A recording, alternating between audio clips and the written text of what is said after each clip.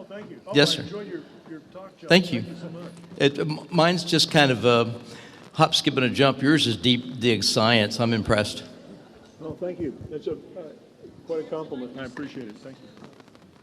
Tim, we like your sneakers. Oh, yeah. Thank you. I need to get. Yeah, I have a question concerning the vitamin C high-dose therapy. I need some and different there colors. is some data that suggests that high-dose vitamin C can also act in an oxidative way. You said it's so. I'm absolutely sure it can, okay, given the right circumstances. And if it encounters something that doesn't have the ability to handle it, it will oxidize that, and that would mostly be pathogens. If your body is in any sort of reasonable sort of good health, you will have good antioxidant mechanisms. But you know what? That means no sugars and starches, drink lots of water, avoid infectious change, eat a rainbow of food colors and so on. In other words, did I forget to put in the multiple vitamins, the minerals, and all the other good stuff? In other words, basic health, you can handle the high-dose vitamin C. Okay. And the second question is with antifungals, for instance, if you have a patient who has cognitive issues and might develop Alzheimer's and you suspect a fungal infection, do you treat them with a combination of different antifungals, and for how long do you treat them at least? Great question, because I'd be looking at definitive diagnosis as best you can.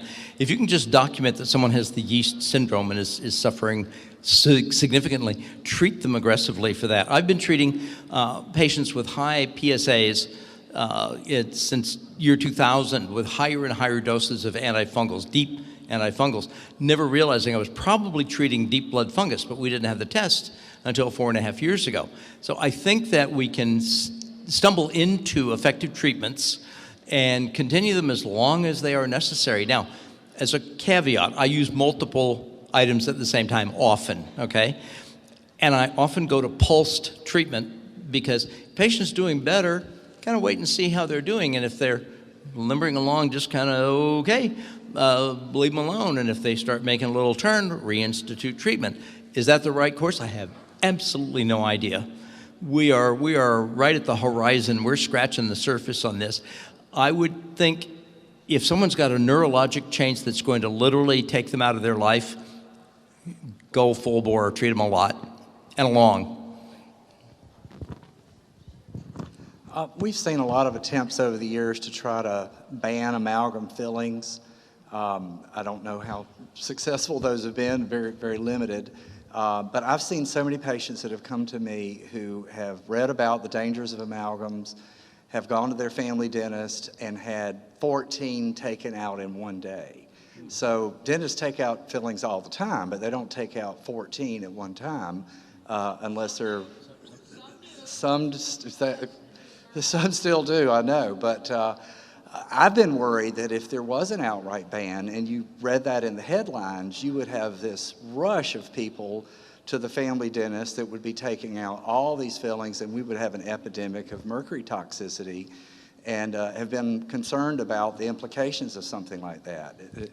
And until we get the traditional dentist involved in understanding how to do this safely, this is probably not a very good idea. So I'd appreciate your feedback on that. Right. So first of all, Blanche made a good point there. You can take out 14 as long as you do it well. It's not a problem if you protect. The initiative that I've tried to start, and we've started as a organization, is to train the dentists of the safety measure that have to be taken. So by instilling that first, then if there's a run to the dentist, they're going to know that they have to do it safely. The other thing I didn't mention in the lecture, and I have to give kudos to Woz, because I think he was the driving force behind the SMART program at IAOMT, and his whole approach was to teach the patients that they have to go to somebody that understands the safety precautions. So the IMT and the IABDM have both promoted groundswell understanding so that the patients become the policemen, so they don't get caught in this. And it's working fundamentally. Slowly. As a follow-up, where do you see things from a legislative perspective, either U.S. or Canada? For mercury?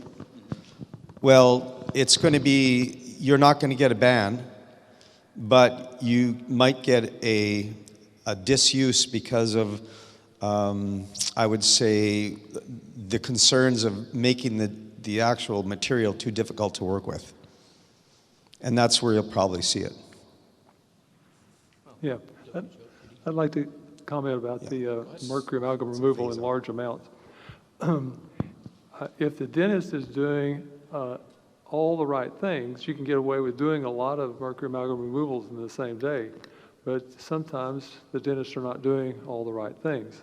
I think that you need to have a negative ion generator running in the room to precipitate mercury out of the vapor of the air. I think you need to have oxygen going into the patient so that they're breathing not deeply but shallowly. I think you need to do chlorella swish and spit after a couple of amalgam removals, and then put the dams back on and do another couple of amalgams and more swish and spit, and so on. So there's a lot of things that you can do to get by with doing quite a few in one day.